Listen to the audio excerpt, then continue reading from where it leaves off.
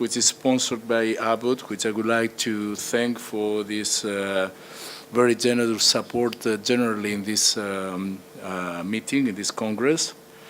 I would like to introduce the next speaker, K.Rajappan, who is a consultant electrophysiologist in Oxford, which I would like to thank him for coming here. I know Kim since he was a junior doctor, and I remember very lively, always smiling, enthusiastic, hardworking doctor who was very keen on learning on arrhythmias. And I remember always as well that he was extremely polite and very modest as a person. Since then, of course, he pursued a very successful career. Now he's one of the most prominent electrophysiologists in UK, and he's working in a very important hospital in UK, in Oxford. But I can confirm that he remains equally smiling and modest and very polite guy. Kim, I'm really very glad to see you here. It's a pleasure for me. And we would like to hear what you have to say about the new development on catheters that can give us more opportunities and more efficacy in ablating AF. Kim.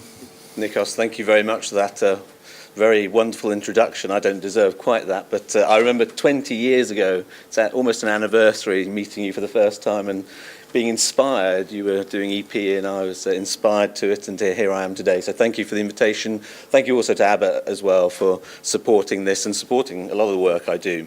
So you can see there I am. This is the title of my talk. My disclosures are at the bottom. Why is AF ablation important? It's very important to me in my practice because it's a large proportion of the work I do. And if you look at this slide here, 2007 is when I started in Oxford, so coming up to 11 years ago, we did just under 100 AF ablation cases that year. And this year at the end, we're predicting we'll be somewhere between 450 and 500 cases. So a massive increase. And this is reflected worldwide. I suspect that if you showed the same slide for Greece, you'd see a very similar, if not identical, trend. And what we also see is that the trend is moving through paroxysmal to more persistent AF ablation in a lot of centres as well. I'm going to talk about why that's important. And importantly as well, VT ablation is increasing. And I think some of what I'm going to show over the next 15 to 20 minutes is very relevant to that as well. So I thought I'd start with a little case. This is a fairly typical paroxysmal AF patient that we see in Oxford. And again, I'm sure that's reflected worldwide amongst my friends in the room here and people watching. Hypertension, highly symptomatic paroxysmal AF. They've tried one or more medication. Often in the UK, they'll have tried 2, 3 medications before they come to me. Sometimes they come a little earlier. And if they're still highly symptomatic and drug refractory, we'll offer them an ablation.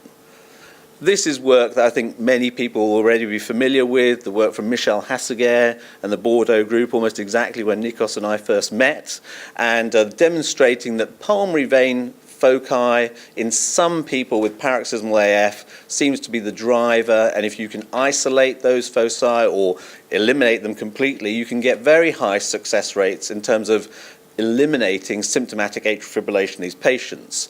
And so that's driven a lot of what we've done over the last 20 years, the technological developments we've seen. This is what we'd love to see in the cath lab, and so for those of you who aren't electrophysiologists, just to orientate you, the top 4 lines, the yellow ones are ECGs, and on the left you have a little bit of atrial fibrillation, and on the right you see there's a bit of a gap, and then you see a nice sinus beat. The next purple set of electrograms there are AF again on the left-hand side, quite frequent irregular electrograms. And then again, if you follow those through over to the right, I can probably use my laser here. If you follow those through to the right, you see the sinus beat with an A and V. And down the bottom, this is in the pulmonary vein. You can see that even though the patient is in sinus rhythm, the pulmonary vein is firing away in AF. We do like to see that when we see it. And that's where this all stems from. But what can we do to make isolating the pulmonary veins, what we've defined as the cornerstone of AF ablation, better, particularly with radiofrequency ablation? Well, this is what I think we need: a mapping system, precise catheter movement, the ability to record the lesions we've delivered and identify how we've delivered them, knowing that they're effective and that they'll be durable, and ultimately, at the end of the day, absolutely this has to be safe. And all of that comes from being able to accurately determine what we're doing. So this is how we accurately do it now. So we create these three-dimensional representations of the left atrial anatomy. This is from the precision system, and within 5 to 10 minutes you can create this image that effectively looks, to my mind and eye, like a CT scan. And here we see there's a left atrium with left pulmonary veins, the right pulmonary veins. This is a posterior projection. The left atrial appendage is just on the anterior side. You can see this catheter here, the HD grid. I'll be talking about that in a moment. And in about 5 to 10 minutes, we can get all this anatomical information, but we can also get this color information, which represents the voltages, with the gray being scar and the purple being healthy. And again, we'll talk about voltages in a moment, because I think that's an important part of my work now. All done very quickly now with the current technology we have available to us. This is a sensor-enabled catheter, creating a really nice image of the left atrium. So what do we want from these catheters? Well, I'm going to talk about contact force for just about 5 minutes. We want to get a lesion that, when we deliver this burn in the lab, is going to be a complete transmural lesion for the rest of that patient's life. We don't want it to heal, because we know if that heals, then there's likely to be recurrence of conduction, and conduction recurrence leads to recurrence of atrial fibrillation. We want to try and avoid that. But we want to do it, as I said, safely. We don't want to cause a transmural lesion, but then actually increase our risk of complications by damaging either structures within the heart or around the heart. And for me, this is where contact force has completely transformed the way I practice. So when we look at whether or not contact force is effective, this is some work from Roger Winkle, who's a cardiologist in the US. And what he's done is he's looked at a few hundred patients who've admittedly gone through one center, and this is single center data, but he's looked at a few hundred patients and the different types of catheters they've used. And what I'd really draw your attention to is that the red line and the dark blue line at the top are the contact force catheters. The red is the TactCath SE, the blue is the Smart Touch, the Biosense contact force catheter. And they are clearly superior, albeit just for a few years, in terms of freedom from atrial fibrillation to all of the other catheters, which are non-contact force catheters we've been using for admittedly many years. And when you start to look at this as just dividing into contact force in red here on the right-hand side and non-contact force in green, you see there's a clearly, in this case, statistically significant difference between outcome in terms of persistent AF, this is persistent AF ablation, single procedural success.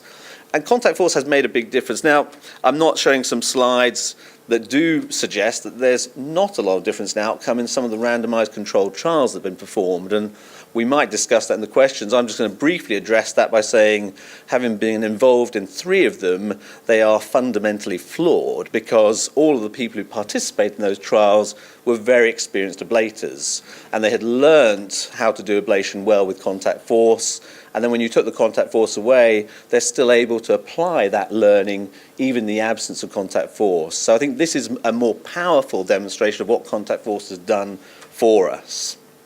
What it's also done is it's given us a degree of confidence as well. So whereas for those of you in the room and who are watching and who use catheters for ablation, you'll be aware that for AF ablation, we've trended to use relatively modest powers, we might say, compared to some of the other ablations that we do for other arrhythmias, maybe 20, 25, 30 watts, whereas with other arrhythmias we might happily use 40, 50 watts. But now there's some data, again, in this case it's from Roger, saying you can perhaps use 50 watts, and I increasingly meet people around the world who are using 50 watts in the left atrium routinely with an irrigated catheter and getting very good results. And here he demonstrates that he can get these good results with low ablation time, so only 15 minutes of radiofrequency ablation, under 2-hour ablation procedures. We expect somewhere between 90 and 120 minutes in my lab for pulmonary vein isolation, and very high success rates, almost 90% first-time success for paroxysmal AF. And this is being reflected by lots of people's data around the world. And that's, I have to believe, is down to contact force, if not directly allowing us to do that, enabling us to do this better and learn how to do it better. And when we look at this, we see that, yep, they're good catheters. They work well. They very accurately reflect the contact force that you can measure in terms of objectively measuring it properly. These are just comparisons of Smart Touch and Tacticath SE, and what you see is in the perpendicular orientation, they're both very good. Perhaps the Smart Touch doesn't perform quite so well in the parallel orientation, but they are very good catheters, and they provide this very important information. But let's take that just a little step further, and that is to say, okay, now we have contact force. We know how long we can burn for. Can we use this now as an objective measure to direct our ablation therapy? And we can. We can now take that information, apply the power to it, and create, if you like, an equation that tells us how long we think we need to burn for, at what power and with what contact force to deliver that perfect transmural lesion that is going to be effective long-term but not cause harm. And in this case, with the N-Sight system, with the precision system, it's called the lesion size index. With the Biosense system, it's the ablation index. And we've used that now in Oxford for almost 2 years, and we've done some work on this. This is a safety study predominantly, although there is some efficacy here. What we did was we took 80 patients and we performed pulmonary vein isolation. We're looking particularly at the posterior wall because that's the proximity to the esophagus, and we worry about safety and damaging the esophagus. And what we did is we ablated some patients with low powers, which we traditionally use, and some with higher powers. But we used this objective measure, the LSI, to say that's where we're going to finish. And the way the equation works is, of course, the more power used, the shorter amount of time you're going to have to ablate for to get to the same end point. And what you find, this is the catheter in use, and if you see the video on the right-hand side, you can see a little green number here. That's how much contact force we're applying. This is the posterior wall. This is the ablation catheter here, and there's a number here just gradually increasing, 3.8, 3.9. That's the lesion size index. Here we were using a lower power for this particular study on the posterior wall, and once that hits our target of 4 on the posterior wall, we stop and we move on, and we start ablating the next point. And this has made a big difference. Because when you look at the outcomes, I'm not going to make you look at these graphs, but what I'm going to say, though, is that if you use lower powers, you actually get more temperature rises on the posterior wall, actually with the lower power, because you burn for longer, and that almost makes sense. And also, when you look at the efficacy, you get more first-pass isolation. We get now at least 3/4. In fact, I'd say I'm disappointed if I don't isolate the pulmonary veins with first pass, and lower reconnection rates if we use higher powers for shorter duration. So I think there's a lot of push now with the contact force catheter to higher power ablation, shorter ablation. So the question for me, why use contact force, is not really the question. In my practice nowadays, the question is why not use contact force? If you're going to do a radiofrequency ablation for atrial fibrillation, I would argue that actually everyone should be doing that with a contact force catheter.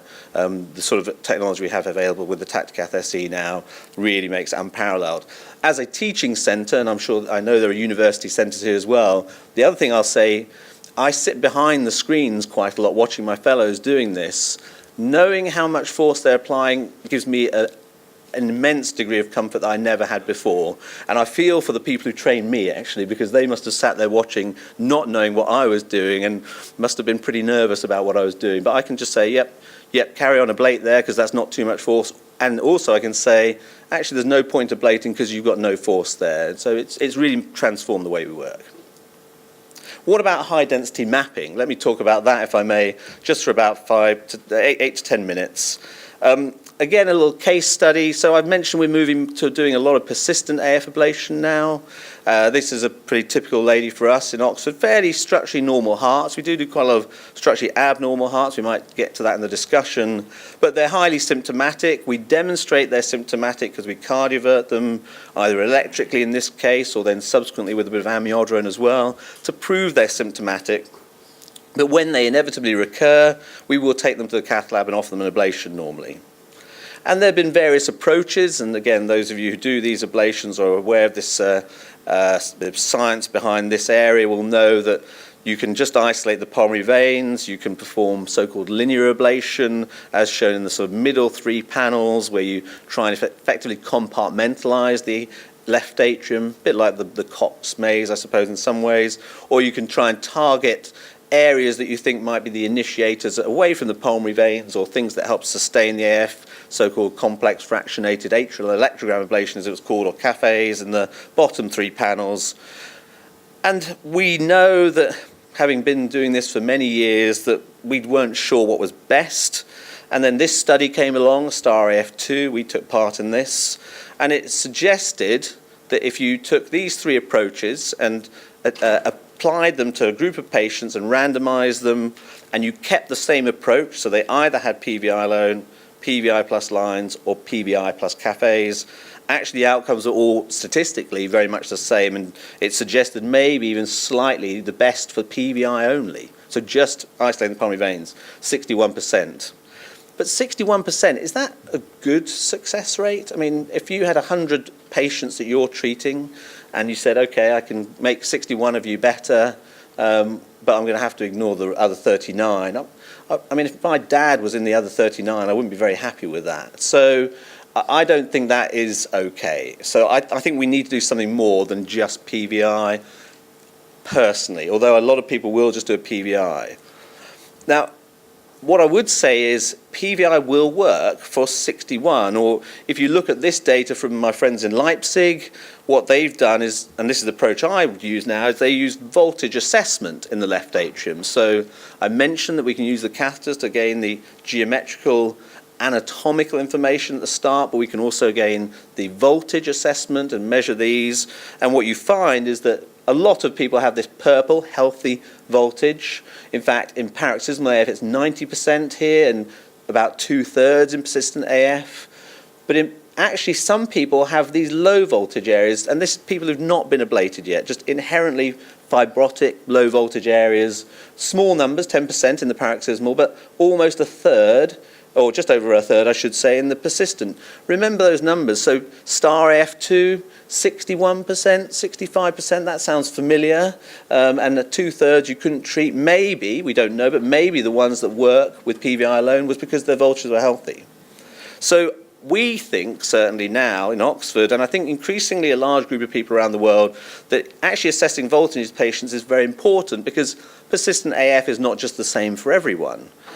And if you do this, what you find is that if you take patients who have no low voltage areas, actually, of course, they do, this is the green line here, they do okay with ablation. It's not perfect, but it's okay, around about the 65% mark. If you have low voltage areas, though, and you target these low voltage areas, so you either ablate around them, or you ablate through them, or you ablate and connect them to other non-conducting structures, you certainly seem to get similar success rates, if not slightly better, not quite statistically significant. If you don't target those low voltage areas, so these are the green patients here who had low voltage, but you've done nothing about it, you've just isolated the pulmonary veins, they do very poorly down here, only about 30% at over about 2 years being free of AF. So this is the group I think that's really important to target now for persistent AF. And there may be some other things you can look at in terms of the electrical signals, but identifying that low voltage area is very important.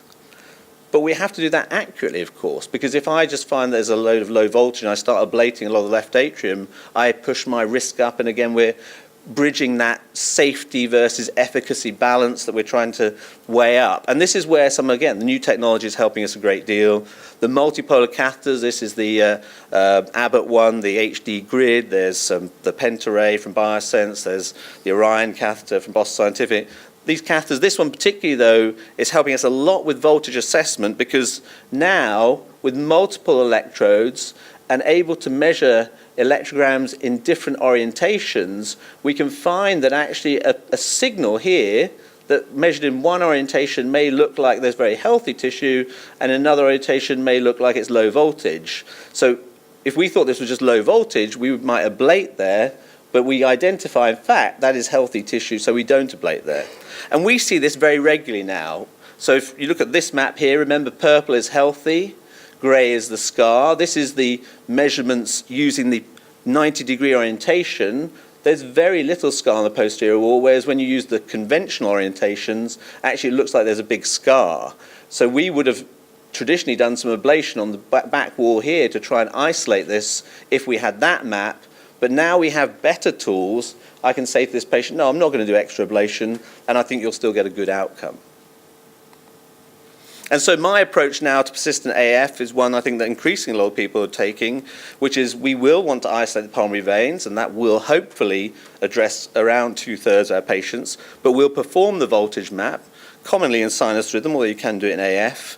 And when we find the voltage is normal, we'll leave those patients alone, but when we find there's more abnormal voltage, we'll then perform some further ablation, normally box isolation or linear lesions in our cath lab. But they do get more ablation, and you will push your first-time success rate up with persistent AF if you take that approach based on the data that's coming through, I believe, firmly. When you're using these catheters, and I hope you'll have them very soon in your hands, we've really enjoyed using them. People have often asked me, can you assess the pulmonary veins well with the grid? Does the grid go well into the pulmonary veins? Simple answer is yes, it works very well. And I'm saying that because that's our experience. And we can also assess the pulmonary veins. This is for the electrophysiologists in the audience. These are isolated pulmonary vein potentials down here in the bottom rows being measured on the grid in this case, the right superior pulmonary vein. It works very much like a circular catheter if you're used to using those in that way, and you can move it around the veins and make your assessments. You can also pace in there and demonstrate capture. Just for my last sort of 3-4 minutes, I'm going to say this is where these sorts of technologies also make a massive difference, where you have patients who've had previous ablation. This is actually one of my patients who had AF that was persistent, had an AF ablation done in 2014, one of the last ones in our institution to end up with a very extensive left atrial ablation with isolation of the veins, linear ablation, and also cafe ablation as well. He did really well for 3 years, and then he starts to come back with these organized atrial tachycardias. And if anyone in the room does this sort of ablation or did it, they'll recognize this as a phenomenon.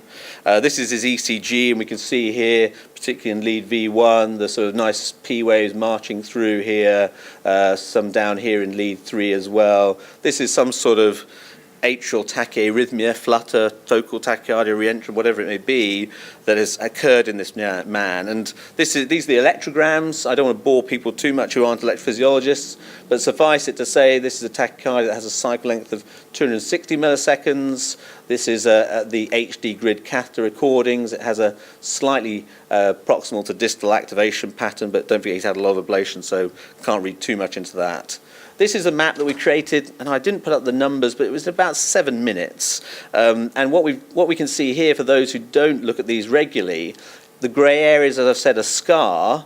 Now we're measuring timing, and this is not voltage anymore, so we have a timing scale that goes from earliest to latest, white, red, yellow, green, blue, dark blue, purple. And I hope I can convince you that it seems that it's going around. If you follow those colours around, it's going around with this little area of scar in the middle. And in fact, if I play the next slide, hopefully, if you follow this white pattern that follows this round, it goes round, comes round here and goes round here. Now, just to orientate you, the mitral annulus is here. This is the left atrial appendage. And when we looked at this, we thought, okay, well, how can we terminate this tachycardia? I won't ask anyone in the audience how they would do it, but we actually realised there was a little gap here between this scar. In fact, it was actually the person who was helping me with the case, not me, who spotted that. And what we found was a little signal just in here, and burning on that signal. The video is actually not going to play, but actually if they've played this after 4 seconds, oh, there we go. Yep, thank you very much. After 4 seconds, you'll see we're applying a burn, and we're going to see tachycardia terminates just there, and we're back to sinus rhythm. Literally a 4-second burn, and that tachycardia is treated. So about 10-15 minutes we treated a tachycardia, which in years gone by, with our older technology, would have taken us an hour or more to work out. Now it's really quick. Actually, we induced another tachycardia when we did a bit of pacing, mapped this one, and this one now went through the roof. I obviously didn't do a very good job on my first ablation. There was a little gap here, and we ablated there. And again, there we can see it going round. It comes up, and it just comes through a little spot through here and then breaks out and goes around again. And I don't know whether we could just play this video, so I may not play automatically. If we could play that for me. That's very kind, thank you. You'll just see again, actually a burn for just a few seconds down the bottom here, these electrograms, and again it terminates very rapidly, and then he was non-inducible after that. So the mapping technology, particularly with the grid, made a big difference. We could identify very accurately where the low voltage areas were. We get a rapid idea of activation patterns. It really does help us perform what we want to do. And then we can do this. Once we're done, we can assess. You can see this gentleman now has quite a lot of grey. We've done a lot of ablation with relatively little purple, but it does look like the top area we've ablated completely. This front area now looks pretty completely ablated. We decided not to ablate up here because we don't want to isolate the appendage. So we can assess the results of what we're doing very accurately. Just for my last minute, VT ablation, because that's increasing in my practice and I suspect it will increase in yours. VT ablation is going to increase. I don't think you can avoid it. You're putting more ICDs in. The recommendations are that, class 1 recommendation here, that urgent catheter ablation recommended in patients with scar-related heart disease presenting with VT storm. You can't avoid this. There's good reason to do it because if people are getting a lot of therapy from their ICD, we know that translates to worse outcome for them. So we want to try and improve that outcome. And the techniques for doing this have evolved. So we started with inducing VT and then trying to map it and ablate it. But if someone's tolerating their VT poorly, that's very difficult. We do a lot of hours under general anaesthetic and they just completely lose their blood pressure when the VT starts. Which is why these various approaches now have arisen, and the electrophysiologists in the room will know these. Those who aren't electrophysiologists will just say there are several ways to skin a cat. I don't know whether that translates in Greek as well, but there are a lot of different ways to approach this, and they probably all lead somewhat similarly. I've just come from Rome. All roads lead to Rome. This is similar for VT ablation. What you do, it doesn't really matter, but as long as you do something to address the substrate, you get better outcomes for these patients rather than just treating a VT you induce. But how do you do this? Well, again, you have to be able to identify that substrate to ablate. And this, again, is a patient of ours who has ischemic cardiomyopathy with a dual chamber ICD, admitted with heart failure. He actually ends up with a CRT because the transplant centre said upgrade him to CRT, and in fact they were right. We put a quartet lead in, ignore that bit, and he actually does very well for a while. But then he's playing golf, as a lot of people in Oxford do, and he comes in with recurrent VT, multiple episodes of ATP, but not shocks. He's already on a beta blocker and amiodarone. So we create a map. This is a left ventricular map here, very dense map. We can demonstrate the scar substrate. The grey is scar, the purple is healthy voltage. We can get almost 5,500 points in about 10 to 15 minutes. And again, with these mapping catheters here, importantly, if you did the map with the old-fashioned catheter, you end up with areas that look like scar, but when you look at it on the right-hand side with the newer mapping catheter, that is not scar. So we don't want to ablate areas that are healthy. We only want to target areas that are unhealthy. And we see that again here. This area looks healthy using a new mapping catheter, the HD grid. Using the old conventional orientation of the catheters, we would have thought that was scar. We might have ablated that unnecessarily. So I'm going to finish by saying this is my approach to VT now. We don't do too much induction at the start. We generate these maps, which we now believe we can trust better. We target that ablation, and then we perhaps go and check and see whether we can induce VT. So just my summary slides. The latest tools provide a significant advantage to us, and I hope that you'll have those in your hands very soon. They're faster, safer, more effective procedures. They do improve with experience and training. We've learned over the last 2 years we've been using them. The ability to find low voltage areas is critical, both in my mind for AF and VT, and the ability to map these atrial and indeed ventricular arrhythmias rapidly is also very important for us. Don't get me wrong, PVI is still the cornerstone of AF ablation, however you choose to do that. But I think if you're going to do it with RF, I think contact force has now become an essential tool. I think if you can tailor your therapy using the voltages, I think that will improve your success rates and also make your procedures safer. I do think HD mapping is essential for that now, and given the rise in VT ablation and the need to define that substrate, if you're going to do these sorts of procedures, I would thoroughly recommend that you use the HD mapping tools that are available to us. Thank you all very much.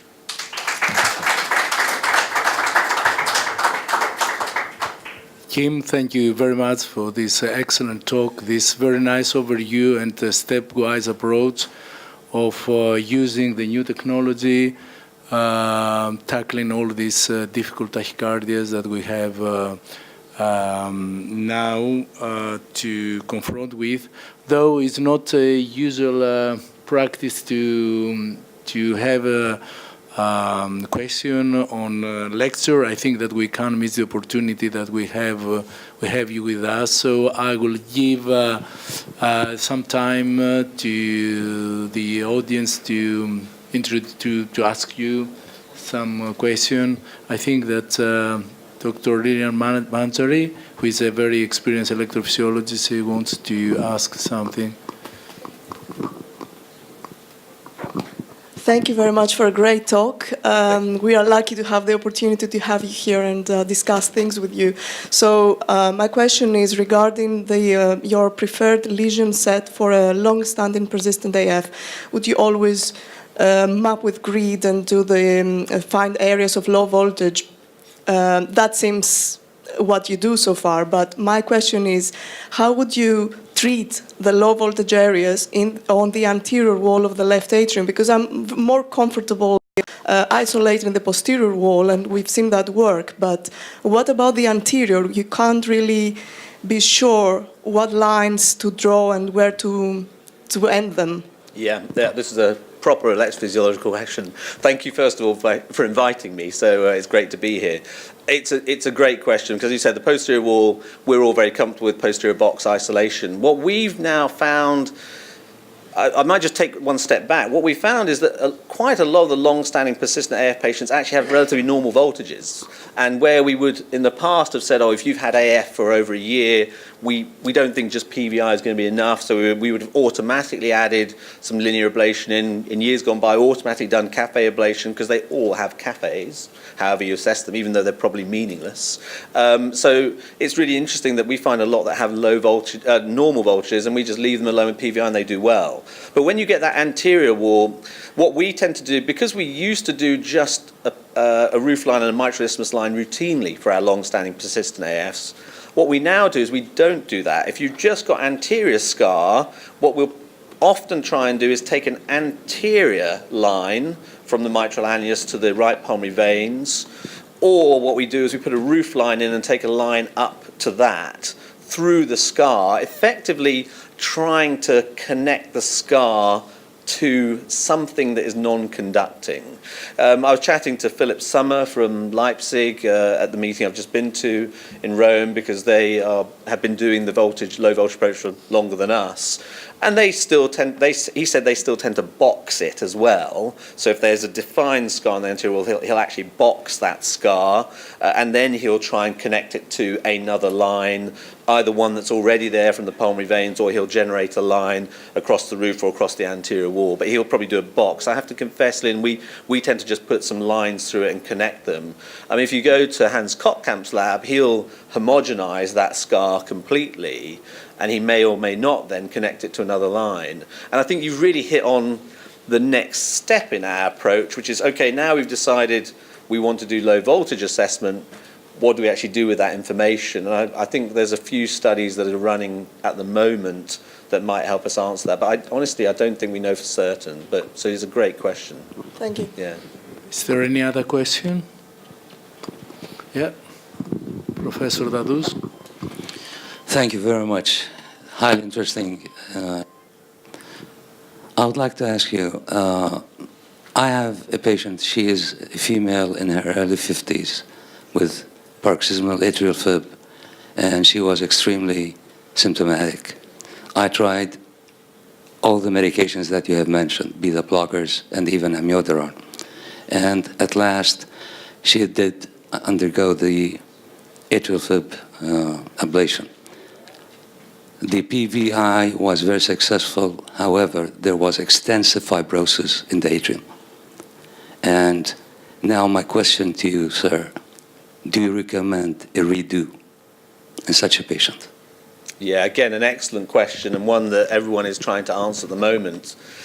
Simple answer is yes, I would. If she's getting ongoing AF and all she had was PVI first time, and she has got other substrate, I would definitely recommend another ablation, because that either could be targeted, because I think what we're saying now is the definition of AF that we've had historically of paroxysmal, persistent, long-standing persistent, actually probably is, it's a time definition, but at the substrate level, we are now seeing that there are paroxysmal AF patients who have a lot of low voltage and fibrosis, and persistent patients who've been in AF for a year or two who have completely normal voltages. And actually that time definition is probably no longer the strictly correct definition of people who are doing ablation. We probably need to define them by what we see. So I would define her as someone who has a lot of substrate, and just a PVI alone is not going to give her the best chance of getting a good long-term result.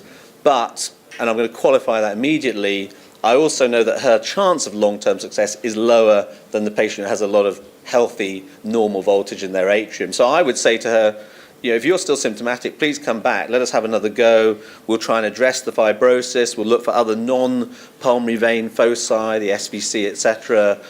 Because it's quite common that you bring those patients back to the lab and their pulmonary veins are isolated still, because the technology is so good now. We can isolate pulmonary veins first time in 85 to 90% of people. But you might have to address that other substrate.